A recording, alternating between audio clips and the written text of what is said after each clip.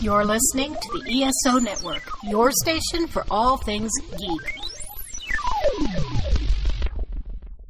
Hello and welcome to episode 84 of the Soul Forge podcast.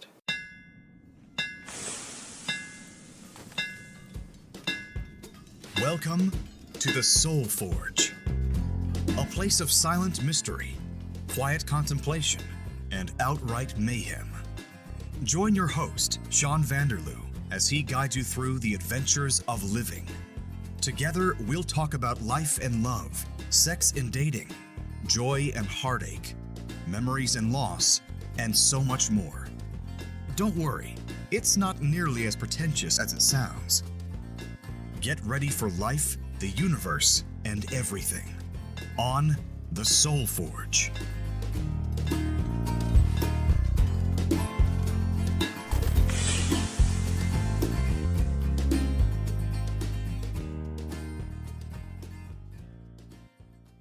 Hey Soul Forge listeners, it's Sean here, and today I have two special guests. We've got Karen, who you know from previous episodes, and joining us for the first time ever is Christina. Hello. How are you today? I'm doing great. How about you? I'm great. And Karen, how are you? Really good. Glad to be here. Excellent, excellent. So, you have lived your life from a very unique perspective. I have. So, for anybody who knows me, actually, if you're in the Northern Ontario area, if you go, hey, have you ever met Christina? You know the 6'5" redhead? Everybody knows who you're talking about, except now that I've let my hair go gray. It really confuses people. But I'm still 6'5", and those who are rude when they're asking me are told that I'm only 5'17". You'd be amazed how many people can't do the math. That wouldn't surprise me, actually. Very confused that I'm, really? I thought you were over 6 feet, but 5'17", that's cool. My great aunt used to say that she was 5'13". So. See? It works.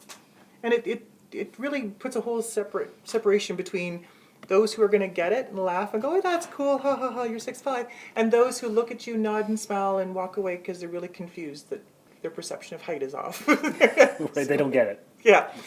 Yeah, then they put their pajamas on and they go to Walmart. But yeah, it's interesting. I'm now almost 50, so been tall as long as I can remember. You know, in your school pictures where everybody has their place, mine's always the opposite of the teacher. The teacher's at one end and I'm at the other. Because you had to balance it out. That's right. Until I got taller than the teachers and then I was put somewhere else. I think that was grade 5. So you were always taller than everybody else in your class, like yeah. right from the beginning. From the beginning of time, yeah. And it's funny, I've had people say, have you always been tall? And my response, depending on how they put it, I often will say, yeah, I walked it on my mother. Killed her, rest her soul. Which is... But yeah, I've always been the taller kid, so they expected me to be 6 when I was only 3. They expected me to be, all grown up when you're only 9 or 10. And it creates different personalities. It must, right? So when I moved to Toronto, I joined... There's an organization called the International Tall Club. Oh, I didn't know that. Neither did I. It's quite interesting. Women have to be 5'11", men have to be 6'1". I think my grandfather was actually a member of that in Toronto. It's really cool. Yeah. I'm from Northern Ontario. The average height's here about 5'7". So I go to this club and I'm so excited, and we're standing at a house party, and my back is killing me because for the first time ever I'm standing straight with my shoulders back to try to keep up with everybody rather than relaxing so that my head's lower and I'm not intimidating everybody. But yeah, it was a room full of tall people. Amazons. It was wonderful. But I started noticing personality traits that we tall people tend to have. So because we're always taller than everybody else, we're told to simmer down. We're told to don't be so noticeable. Who tells you this? It's just as a kid. Okay. Like your parents, your teachers, you don't want to be in the way. So you tend to be a bit more of a wallflower. Mm. And so a lot of very tall people tend to be very timid and shy. Like gentle giants. Exactly, okay. Exactly. So they wouldn't hurt a fly. Mm-hmm. People go, oh, you're going to beat me up. Well, only if you really piss me off. But otherwise, I'm pretty tolerant. And a lot of the men that were in the club didn't have to develop a lot of interpersonal skills. They got the job because they were tall. They got the girl because they were tall. They got, you know what I mean? Like, they got noticed because they were tall. So having conversations with some of the members was a bit of a stretch. Me being a tall female, I've had to overcompensate with having skill to have a conversation or entertain the troops. That's an interesting difference. It's funny, yeah. So men just get away with it. Yeah. They don't have to have a social skill of any kind Well, the tall guys, everybody wants to date the tall guys, right? just because they're tall. That's right. Okay. And good for them. I mean, Yeah. it's not a criticism. It's just good on you. But yeah, it was kind of funny to kind of notice the strange I conversation. think that happens a lot of the time with women, where women are supposed to be not too much for people. Yeah, I gave up on that a few years ago. Yeah, it doesn't work. It doesn't work. When you walk in the room in your heels and you're 6'5", and people, they notice no matter what. So you might as well go in bold and be who you are. And So growing up, did you find that you had to, you slouched more?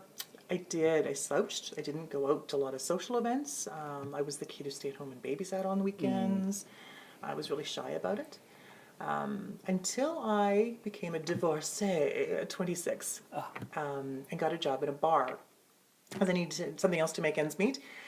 That was the one place where I realized I could be myself. And I could be flirtatious and I could have fun. And I didn't have to be a wallflower anymore. So you expanded. Oh, it was awesome. It was wonderful. It wasn't for those guys. It went from being the shy, gentle giant to being who I am now, which is very out there and not shy. Yeah, that's it. Not shy. You don't mind being noticed now. That's right. That's right. No, I don't. And I love it. There are days when you leave. Like, you can always tell when you're having a bad self-confidence day when everybody notices, Right. right? Yeah. Like, everyone's got to say something about whatever it is you're shy about. So if you're short or you're bigger or if you're smaller, if you're having a crappy day, somebody's going to go out and call you on it. Whereas the days you come out very self-confident, nobody says a thing. So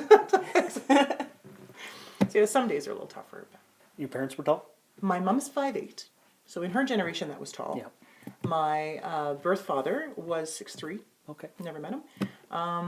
My mom's grandmother, I think, was 5'11". She was almost 6 feet. So the height's definitely back there. And then I've had 3 kids since then.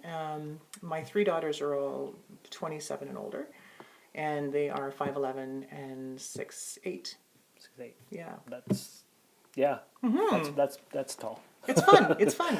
I never thought I'd have a child taller than me, right? So when that happened, it was just a bit of a, oh, okay, wow, all right. And you must have got, oh, you must play basketball. Oh, look at your fingers. You must play piano. Yes. Did you get that a lot? Yeah, I must play basketball. I must play volleyball. Okay. I have turned to somebody and say, oh, so are you a jockey? Which they got very insulted about. No doubt. Yeah, I was okay with that. Well, it's fair turnaround. It is. How's the weather up there?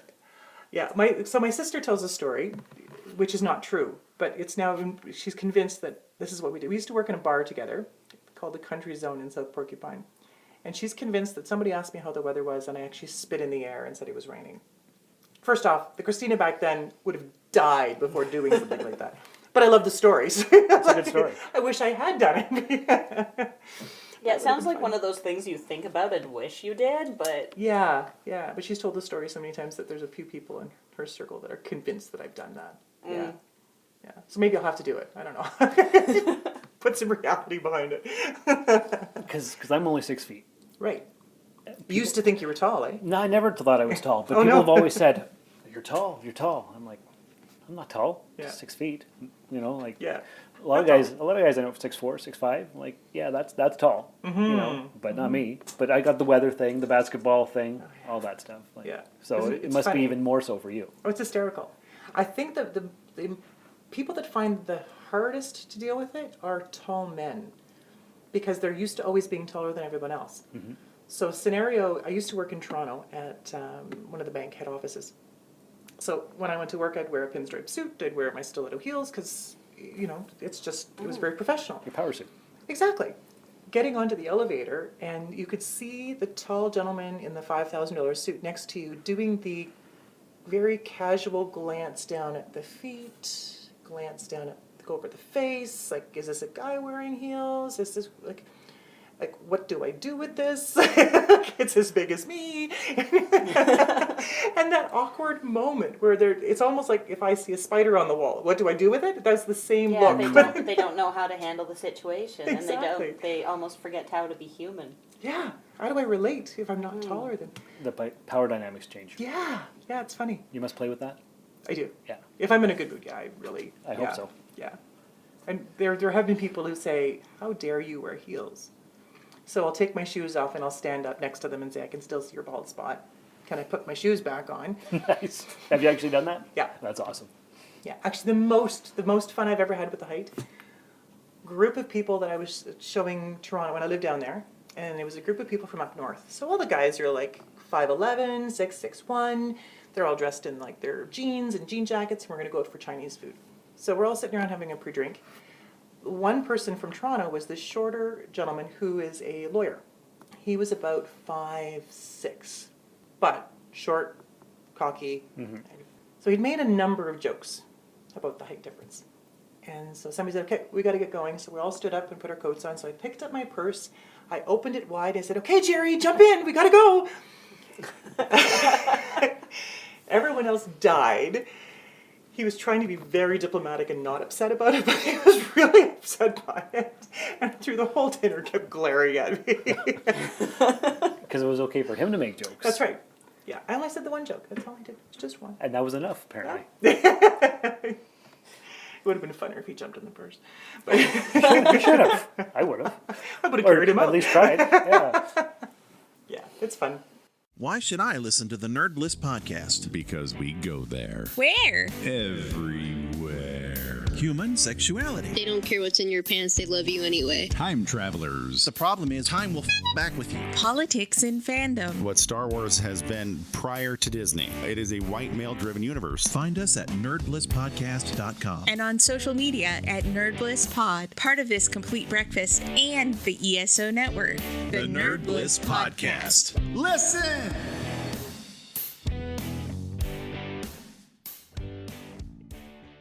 You must have more stories than that, though. Oh, a million. Something that I'm willing to share on public podcasts, though. So Karen introduced me to a new hobby for me. We get dressed up as Klingons and go out into the community. So the first time I did this, I borrowed Klingon gear. We went to an event. And after the event, they were all ready to go home. And I said, okay, you got me dressed up like this. We have to go bar hopping. Like, it's my hometown, but hey, let's do this. The night is not over. Yeah, we did. To one of our, Pierre just about died because he's like, what? I thought you were the quiet one that was going to keep us in check. Yeah, Pierre thought that you were going to be the voice of reason and calm me down and You know. yeah. No. He realized quickly he was wrong, and that he didn't We're have more a choice, and trouble we had together. to go. So we ended up at a local place called the Vic, and we get through the door. There's 4 of us dressed up in Klingon gear.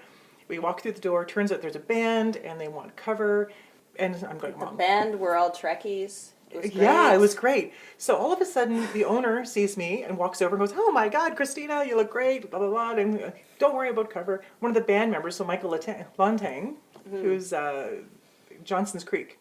Yeah. So they were actually up for the week. Comes running from the stage in the other room. Oh my God, you look great. You got to come in. Okay.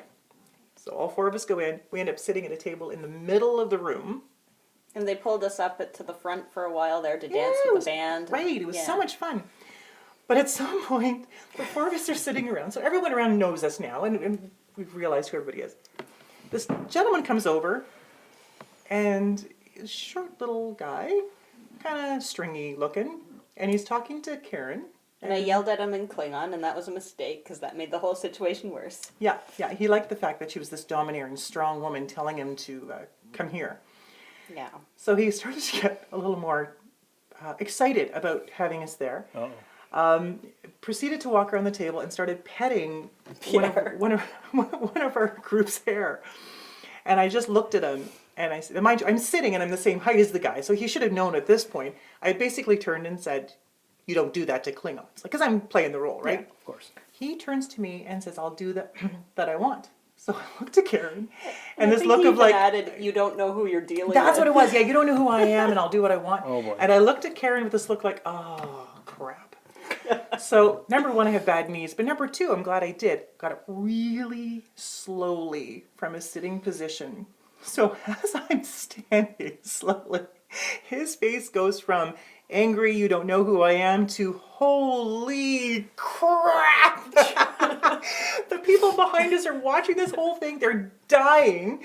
People across from us stop doing what they're doing. Like I said, yes, you don't do that to Klingons, and I don't care who you are. And he just, that was it. He followed us from bar to bar all day long. Became our new stalker. Yeah, yeah. Oh, it was a riot. Oh, jeez. But that moment, the look on his face was amazing. Yeah, I wish we'd caught it on camera. Because what, you must have been a foot taller than him, or at least? I think I do have a selfie with him somewhere. Yeah, but I want that moment. That moment, yeah. What did I get myself into? Yeah, it was a foot, because I had heels on too. So it would have been a complete foot taller. Plus the hair. Plus he was a rather small man to begin with. Tiny stringy Yeah. hair, yeah. Yeah, kind of like a little Mexican Chihuahua. That's what he looked like and sounded like. And I was then the Great Dane standing next to him. Right. Wow. So, yeah, that was one of the mega stories. Yeah. There's probably a million that you have. You've probably forgotten most of them. Yeah. Another fun scenario is I used to do bar security when I lived in Toronto. So working at one of the banks down there, I got bored. And so I took a job on the weekends doing bar security. Turns out when you're 6'5", people go, okay, you're hired. You can come in and do this. And my job as the female on the crew was to keep the patrons from blocking the waitresses from the bar. They need to go pick up their stuff. Excuse me, can you move? Excuse me, I need you to move. Excuse me, sir, I really need you to move. Well, it was a friend of one of the bartenders, so we kept wanting to stand there and talk to him. So finally, I got tired of telling him to move, walked up behind him, wrapped my arms, and he has a big 6'2" dude, sports guy, wrapped my arms around his back and his arms, lifted it up, moved him across the floor, and put him down. I said, just stop. Ha ha ha, day's over, whatever. 5 years later, I am seeing our mutual friend here in town, and we're getting together with his family for Christmas. And he says, oh, my cousin's going to be there. He knows you. Oh, your cousin knows me. How does he know me? Knows you from Toronto. You picked him up in a bar. What? Number one, I don't think I've ever picked up somebody at a bar. Like, that's not my kind of thing to do, she said convincingly. And he goes, no, you literally picked him up and moved him in a bar. And he remembers it vividly. I bet he does. So yeah, there's more of those stories. Oh, that's awesome. That's great. You got it. You got to use it. Well, yeah, of course you do. So going through life on a regular day-to-day basis, the world is made for shorter people, obviously. It is. Do you hit your head on doorways lots? I'm either breaking toes, I've broken all but one toe on a regular basis, or I'm whacking the top of my head on something. Because you can't keep an eye on your feet and your head at the same time. No, you can't. No. I've done it. And doors are made for short little Italian people, not made for people wearing heels when they're already 6'5". No, that's right. Yeah. Which is why you'll often see me with dollar store sunglasses on my head. Because if I hear the tick, that means I gotta jump down. I go through a lot of dollar store sunglasses, though. Well, that makes sense. It's painful. Which is why I don't pay for $300 glasses, because I'd cry every Yeah. They'd get scraped up. every week. So it's almost like an early warning detection system. It is. Right. It is. It's my own, what do you call your PPT, your personal protection devices? Yeah. PPTs? Yeah. Yeah. Sunglasses. Cheap sunglasses. Buy them in bulk. You do. Right. You just have to. Yeah. But it is fun. It's, I think it's interesting when you, the one thing it's done for me on a more serious end note is because my view is different and because I do stand out and people make a big deal about who I am, I have a little more sympathy for people who have a disability, people who are alternative color or Lifestyle. ethnicity and lifestyles. So it makes it kind of a more equal playing field. I don't tend to be judgmental because, hey, I get it. Because you get looked at strangely too. Exactly. You don't have a disability per se, but you're People taller feel than they average. have to say something. Yeah. And this different perspective, that's factoring into the book you're writing? Very much so. So the book is titled The View from Up Here. 2 reasons, of course, now that we've talked about it. The view from up here, all you short people just don't understand until you stand on a stool for a while. But and the other one is the fact that Timmins is above the parallels of normal society. And it's really different living in Northern Ontario. You don't realize how different people view things until you start traveling and talking to folks. And so I'm anxious to get the stuff on paper and see what people think about it. Well, when it comes out, we'll have you back for a book publicity tour here on the like it. podcast. Definitely. The pressure's on. Yeah, it is. That's awesome. So, do you feel like a celebrity in town because of your height? Like Oh, I do. Everybody knows you? Oh, yeah. Yeah, it's Yeah. one of those kind of Yeah. things. Timmins is my cheers. Yeah, right. Yeah. You either know me or you don't. And if you don't know me, why not? One of those kind of things. Yeah. Okay. So, any last words of advice for people when they come up to you, or how you would like to be treated, or anything you've learned specifically? I think for everybody, the rule is treat somebody as a human being, not as their height or their size or their color or their ethnicity. It's as a human being. Yeah. And I think most of us would appreciate that. I'd rather somebody come up and say, hey, I love your sweater, or I love your scarf, than, hey, oh my God, you're ever tall. I haven't heard that one before. Exactly. Yeah. So yeah, it's kind of a rule to live by. That's very good. Well, I appreciate being here today. This was fun. It was. I'm glad you made it to town and you could be on the podcast. Are you on social media, like Twitter or anything like that you would like to? I am, actually. If you look under Christina Geddes Group, so the last name is Geddes. If you look that up, you'll find me in 18 million different places. Okay, so that's your social media hub. You got it. All right, Yeah, well, you're that's not hard perfect. to find. No. Awesome. All right, well, thanks for being here, girls. Thank you. Thank you. And listeners, make sure you check out soulforgepodcast.com for all our social media links. And remember, a puppet is free as long as he loves his strings. This has been another episode of the Soulforge Podcast. Find us on Twitter at SoulforgePod or email the show via soulforgepodcast@gmail.com. Soulforge is a production of Sean Vanderloo and Friends. You can find Sean on Twitter and Instagram at Darth Vaderloo. Remember to visit soulforgepodcast.com for all of our social media links and share the show with everyone you know. Thanks for stopping by the Forge. We'll keep the fires lit until your next visit. Wow, has anyone ever told you that you should model? No. But you're so tall. Yeah, you're right, totally. Like, so tall. Yeah. People love to talk about the negatives of being tall. And I mean, honestly, who can blame them? Between trying to sit comfortably at a desk, cramming your knees in the backseat of a car, and failing so hard at piggyback rides, it can be a lot. But I think it's time we talk about how awesome being tall really is. First of all, you can see over the crowd at concerts. You can be right front and center. You won't miss a thing. And you're great at hugging. You were pretty much made for it. Has anyone ever told you you're super huggable? Oh, yeah, I've heard that once or twice. Yeah, Wow. okay. And then there's the fact that people wear heels all the time in an effort to look taller. Hey, girl. Hey. Really, you're still taller than me. Girl, you don't even need heels. You already look fabulous. Shotgun. Riding shotgun, your game. It is not your fault that back seats are tiny. You always get the front seat. I can't even fit back there. Fair enough. Might as well control the music while you're at it. And if that's not cool enough, you can always reach the top shelf. Oh, thank you. No problem. If you want something, you get something. And chances are you have long legs, which means you get places quickly. You can wear long flowy dresses without worrying about tripping. And crop tops are back in style, which is great considering that pretty much every t-shirt is a crop top on you anyway. So there you have it. Being tall is pretty awesome. And next time someone tells you that you're blocking their view, just let them know you are the view. I don't know what it is, but I just Feel like a little teddy bear. Still Just going. Yeah. wow. Yeah. Yeah, we should hug more often. Totally. Okay. This has been a broadcast of the ESO Network. Be part of the crew and help support our shows by donating to our ESO Patreon or by shopping through Amazon.com or the TeePublic store, which can all be found at www.esonetwork.com. The ESO Network, your station for all things geek.